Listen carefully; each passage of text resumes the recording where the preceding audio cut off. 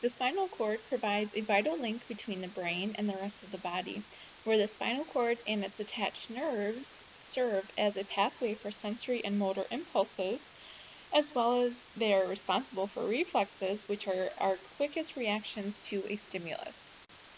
The adult spinal cord typically ranges between 42 and 45 centimeters, which is about 16 to 18 inches in length, and extends inferiorly from the brain through the magnum foramen, and then travels through the length of the vertebral canal and ends at the level of either L1 or L2, where the tapering inferior end of the spinal cord, this is termed the conus medullaris.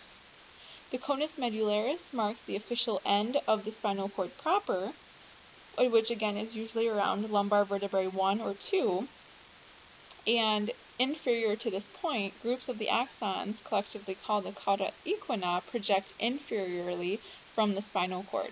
And it's called the cauda equina because it resembles a horse's tail, and this is where we find a majority of the lumbar and sacral nerves. Now, the conus medullaris, which marks the end of the spinal cord, is typically where a lumbar puncture or a spinal tap is done, as well as with an epidural. The regions of the spinal cord include the cervical part, which is the superior-most region of the spinal cord and is continuous with the medulla oblongata. This is where we find motor neurons that axons contribute to the cervical spinal nerves and receive input from sensory neurons through the spinal nerves. Within the inferior cervical part of the spinal cord, we find the cervical enlargement, and this contains the neurons that innervate the upper limbs. The thoracic part lies inferior to the cervical part, and it contains the neurons for the thoracic spinal nerves. The lumbar part is the shortest segment of the spinal cord, and it contains the neurons for the lumbar spinal nerves. We have a lumbar enlargement that extends through the lumbar and sacral parts of the spinal cord, and so these innervate the lower limbs. The sacral part lies inferior to the lumbar part and contains the neurons for the sacral spinal nerves, and the coccygeal part is the most inferior tip of the spinal cord, where there's only one pair of coccygeal spinal nerves that come from this region. There are 31 pairs of spinal nerves within the spinal cord that connect the central nervous system to the muscles, to receptors, and glands throughout the body. The spinal nerves are considered to be mixed nerves because they contain both motor and sensory axons. And so spinal nerves are identified by the part of the spinal cord in which they reside from. So thus the spinal cord that contains 8 cervical nerves are termed C1 to C8. We have 12 thoracic nerves, T1 through T12, 5 lumbar nerves, T1 through T5, 5 sacral nerves, S1 to S5, and 1 coccygeal nerve, which is CO1. The spinal meninges are continuous with the cranial meninges, and the outermost layer, most superficial, is the dura mater, just like with the cranial meninges, and this helps to provide stability for the spinal cord. The dura mater extends between the adjacent vertebrae and it fuses with the connective tissue layers that surround the spinal nerves. Deep to that is the arachnoid mater, and then deepest is the pia mater, which is a delicate and meningeal layer that is composed of elastic and collagen fibers. The spinal cord has 2 different areas. We have an inner gray matter region and the outer white matter region. The gray matter is dominated by the dendrites and the cell bodies of neurons and glial cells and unmyelinated axon, where the white matter is composed primarily of myelinated axons. The gray matter of the spinal cord is centrally located and it has this H or butterfly shape. We have the anterior horn, which is the left and the right anterior masses of the gray matter. And the anterior horns primarily house the cell bodies of somatic motor neurons that innervate skeletal muscles. The posterior horns, or dorsal horns, are the left and right posterior masses of gray matter, and the axons of sensory neurons and the cell bodies of interneurons are found in these horns. The gray commissure is a horizontal bar of gray matter that surrounds the narrow central canal, and the gray commissure is primarily consistent of unmyelinated axons and serve as a communication between the right and left sides of the gray matter. Within the central canal, this is where we have the cerebral spinal fluid that circulates. For the formation of the spinal nerves from the spinal cord, what we have are the posterior or dorsal roots, and these are sensory axons only, where the cell bodies of the sensory neurons are located in the dorsal root ganglion, or the posterior root ganglion, which is attached to the posterior root. The anterior side, we have the anterior or ventral root, which contains the motor axons only, and the motor axons arise from cell bodies in the anterior and lateral horns of the spinal cord. The spinal nerves, we have 31 of them, and they connect, again, the central nervous system to muscles, glands, and receptors. And so a spinal nerve contains both sensory axons from the posterior root and motor axons from the anterior root. And so we find a spinal nerve within an intervertebral foramen that is superior or inferior to the vertebrae of the same number. So, for example, the second cervical spinal nerve exits the vertebral canal through the intervertebral foramen between C1 and C2 vertebrae.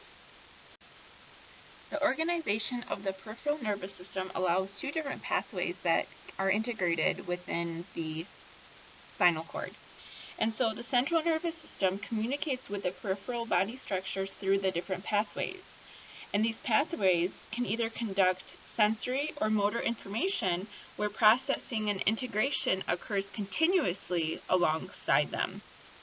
These pathways travel through the white matter of the brainstem and spinal cord as they connect various regions of the central nervous system with the spinal nerves.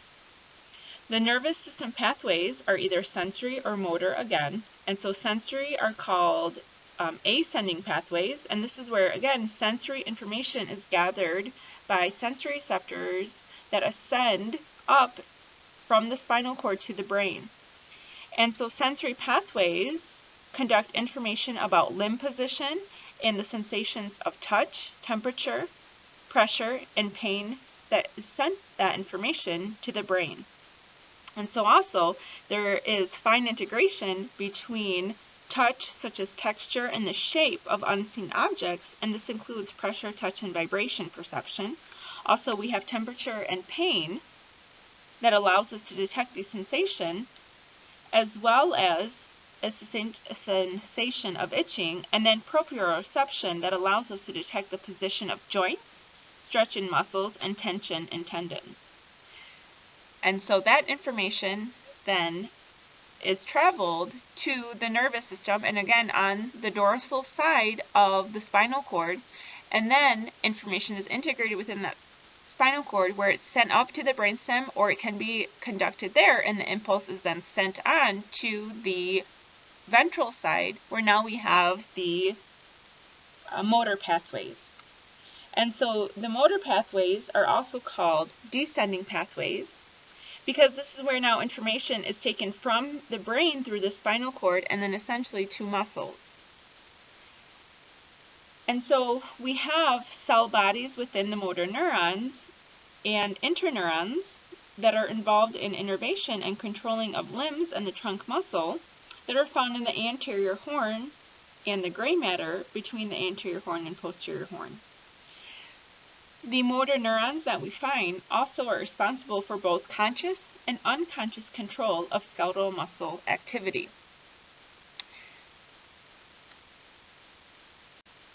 The spinal cord has 31 pairs of spinal nerves that connect the central nervous system to muscles, receptors, and glands. The spinal nerves are considered to be both mixed nerves because they contain both motor axons, and sensory axons. They are identified by the first letter of the spinal cord part to which they attach combined with a number. So thus we have 8 cervical nerves called C1 through C8 on each side of the spinal cord, 12 thoracic nerves called T1 through T12, which again are on both sides of the spinal cord, 5 lumbar nerves called L1 to L5, 5 sacral nerves called S1 to S5, and 1 coccygeal nerve called CO1. The cervical spinal nerves innervate the head, neck, diaphragm, and arms, and these are considered to be part of the peripheral nervous system. And within the cervical spinal nerves, we find the cervical enlargement, which is found in the inferior cervical part of the spinal cord, and this contains neurons that innervate the upper limbs. The thoracic spinal nerves have the nerves that are associated and innervate the chest and abdominal muscles. The lumbar spinal nerves are found to be associated with leg muscles, and furthermore, we find the lumbar or lumbar sacral enlargement that extends through the lumbar and the sacral parts of the spinal cord and innervates the lower limbs. We have the sacral spinal cord, which is important for functioning of the bowel, bladder, sexual function, and for feet. And then lastly, we have the coccygeal region, where this is important for the anus. A nerve plexus is a network of interleaving anterior rami of the spinal nerves, and so they're only found on the anterior portion of the spinal cord. And they form on both the right and left sides of the body, and then they're split into named areas. And so we have nerve plexuses in the cervical, brachial, lumbar, and sacral regions only. The cervical plexus is found deep on each side of the neck and immediately lateral to the cervical vertebrae of C1 through C4. And so these are formed by the anterior side of the spinal nerves of C1 to C4. These innervate the anterior neck muscles as well as the skin of the neck and portions of the head and shoulder. One important nerve that we find from this is the phrenic nerve, which is formed primarily from C4 nerve and some contributions of axons from C3 and C5. The phrenic nerve travels through the thoracic cavity to innervate the diaphragm. And so here we have an image of the cervical plexus, and again, the anterior and the posterior roots come together to form the spinal nerves, which is found within the intervertebral foramen of the vertebrae, and that is superior or inferior to the vertebrae of the same number. So for example, the second cervical spinal nerve exits the vertebral canal through the intervertebral foramen between the C1 and the C2 vertebrae. The eighth cervical spinal nerve is the only exception. It leaves the intervertebral foramen between C7 and T1 vertebrae. And so the spinal nerves inferior to C8 exit below the vertebrae of the same number. The brachial plexus is again formed on the right and left side, and these supply the upper limbs.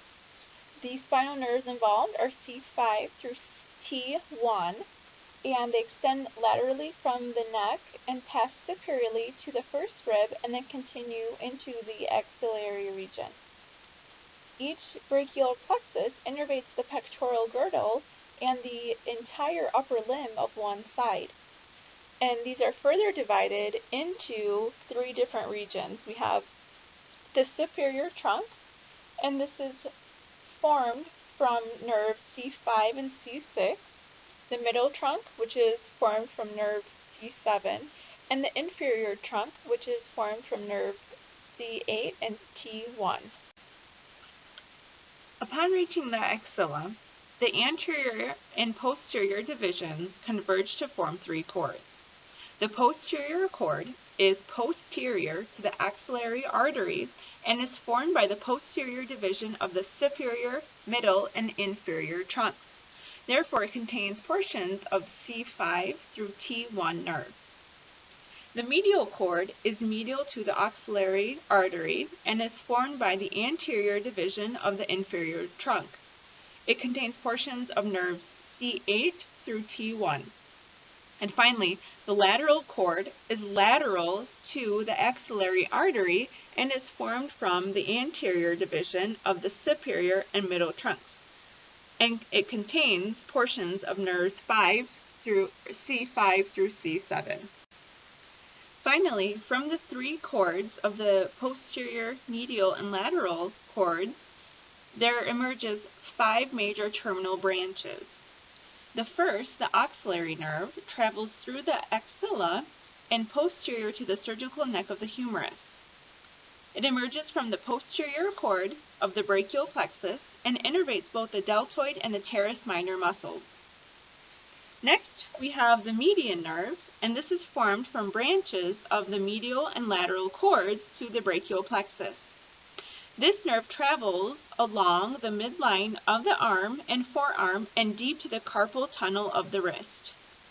It also innervates most of the anterior forearm muscles. The third one, the musculoskeletal nerve, arises from the lateral cord of the brachial plexus. It innervates the anterior arm muscles, which are the coracobrachialis, biceps brachii, and brachialis, and flexes the humerus and the forearm. Next, we have the radial nerve, which arises from the posterior cord of the brachial plexus, and it travels along the posterior side of the arm and then along the radial side of the forearm. The radial nerve innervates the posterior arm muscles, which are the forearm extensors, and the posterior forearm muscles and the extensors of the wrist and digits. And lastly, we have the ulnar nerve, which arises from the medial cord of the brachial plexus and descends along the medial side of the arm. It wraps posterior to the medial epicondyle of the humerus and then runs along the ulnar side of the forearm.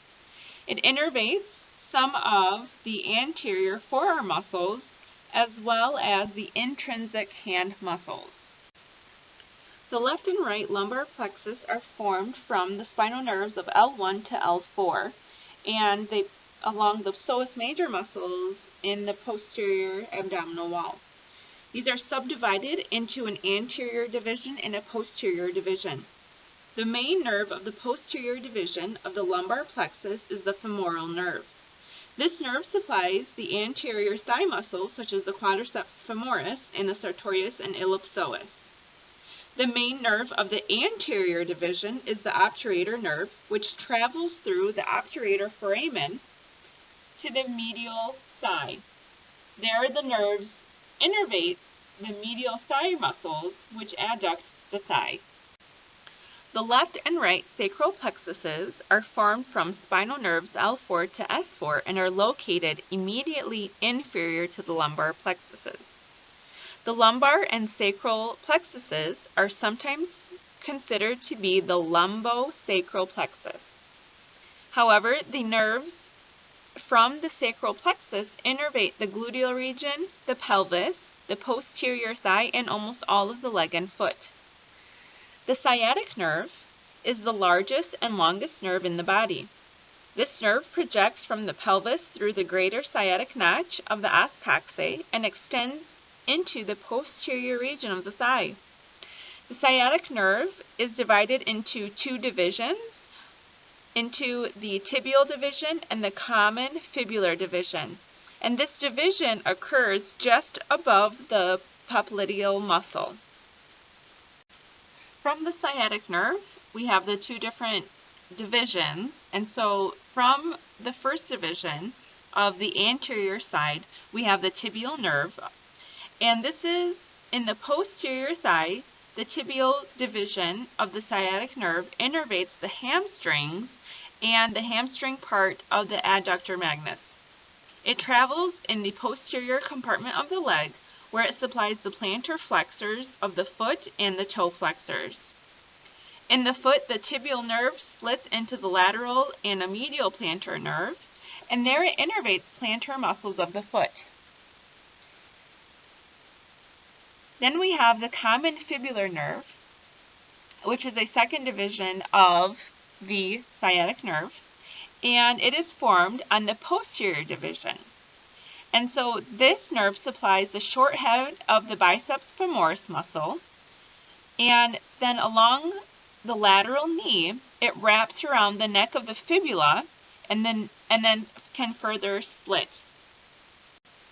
A dermatome is a specific segment of skin that is supplied by a single spinal nerve.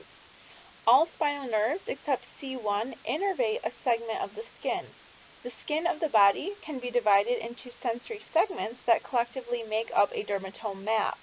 And so this map follows a segmental pattern along the body. And so these are clinically important because they can indicate potential damage to one or more spinal nerves. One example of a flaring of a dermatome in a clinical condition is with shingles. And so this is where the chickenpox virus sometimes leaves the skin and invades the posterior root ganglion of the spinal cord. And it can remain dormant after childhood for several years, and then once an individual is an adult, then it can become reactivated, proliferate, and then travel through the sensory axons to the dermatomes. And so usually this is flares when there is some type of compromised immune system response. And so what happens is that this gives rise to rashes and blisters, and is often accompanied by intense burning or tingling. Reflexes are rapid, automatic, involuntary reactions of muscles or glands to stimulus. All reflexes have similar properties.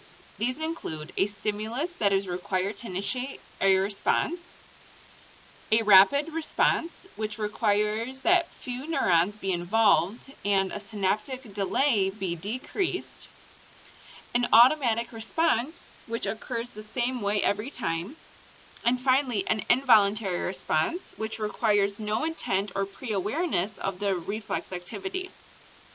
So an example of a reflex occurs when you accidentally touch a hot burner on a stove. Instantly and automatically, you remove your hand from the stimulus, which is the hot burner, even before you are completely aware that your hand was touching something extremely hot. A reflex is a survival mechanism, and it allows us to quickly respond to a stimulus that may be detrimental to our well-being without having our brain to have to process all that information. A reflex arc is the neural wiring of a single reflex, and it always begins with a receptor in the peripheral nervous system, which then communicates with the central nervous system, and then ends at the peripheral effector such as a muscle or gland. The number of intermediate steps can vary depending on how complex the reflex is, but in general there are 5 main steps. The first is the stimulus activates the receptor, where the sensory receptors, which are the dendritic endings of a sensory neuron, respond to both external and internal stimuli such as temperature, pressure, or tactile change. Secondly, we have a nerve impulse that travels through the sensory neuron in the central nervous system. Sensory neurons conduct impulses from the receptor into the spinal cord. Third, we have information from nerve impulse that is processed in the integration center by the interneurons. The more complex reflexes may use higher numbers of interneurons within the central nervous system to integrate and process sensory information and transmit that to the motor neuron. The simplest reflexes do not involve any interneurons, and rather they just have the sensory neurons synapse directly on a motor neuron. Fourth, we have motor neurons that transmit nerve impulses to their effectors, and this is where the motor neuron transmits a nerve impulse through the anterior root of the spinal nerve to the peripheral effector organ. And then fifth, we have the effector responding to the nerve impulse from the motor neuron. And the effector is a peripheral target organ that responds to the impulse from the motor neuron. So in our example of the hand on the hot stove, What would happen is first we would have a stimulus that is received within the skin, and so the dendritic endings within the neurons of the skin would sense that change in heat. Then that information would be traveled through to the spinal cord by a sensory neuron. Within the spinal cord, we would have the interneurons that would process the information. And then the next step would be for a motor neuron to now take that information and send that to the effector, which our effector then would be our muscles to remove our hand from that hot stove. Following injury to the nervous system, there is different modalities that we can undergo repair. And so with the peripheral nervous system, we have extensive regeneration. And regeneration can occur of neurons, glia, axons, myelin, or synapses themselves. And what happens with injury is that first we have loss of myelin sheath. Once we have regeneration beginning, we have axons that actually start to sprout from where they were severed at, and they start to form these little sprouts at a proximal stump, and then they grow until they enter a distal stump, essentially where their endpoint is. There's lots of different chemotactic factors that are due to different chemicals that are produced from Schwann cells that increase axonal growth, and neurotrophic factors are also responsible for this, where they help to aid in that growth. And for an individual that has severed or injured a small nerve, we can get up to about 1 millimeter a day per growth, and then for a large nerve, we can have about 5 millimeters per day of growth. Now, the central nervous system, on the other hand, is very limited into regeneration due to inhibitory factors of glial and extracellular environment. And so due to this environment, there is a lot of non-permissible activities that can go on. And so migration of myelin-associated inhibitors, astrocytes, oligodendrocytes, and microglia counteract the repair of myelin and neurons following injury. And growth factors are not expressed as they are with the peripheral nervous system, and axons tend to lose potential for growth with normal aging, and then there's different proteins that are associated with this. And really the big cause for lack of growth is due to glial scarring that occurs within the neurons, and this is because the waste products and debris are not cleaned nearly as quickly as they are with the peripheral nervous system. This is a big area that is being highly researched, and to try and figure out why and how we can reverse this so that neurons will be able to essentially regenerate and repair themselves following injury. When we have damage to the spinal cord, there's different types of paralysis that can occur. So paralysis in general is a loss of motor function, and so usually there has to be some type of trauma that has severing of nerves that have occurred within the spinal cord, and at different areas depends on what type of paralysis an individual might have. And so a common example of paraplegia is where there is damage between T1 and L2, and so this affects the lower limbs, where the upper limbs can function, however the lower limbs cannot. And then quadriplegia would have damage within the cervical region, and this affects all 4 limbs, so hence the quadra. And one example of this, a famous individual, Christopher Reeves, he had incomplete severance of the C1 spinal, at the level of C1. And so due to the fact that it was incomplete, then it means that his whole spinal cord was not severed completely, and thus otherwise he would have not survived as long as he would have.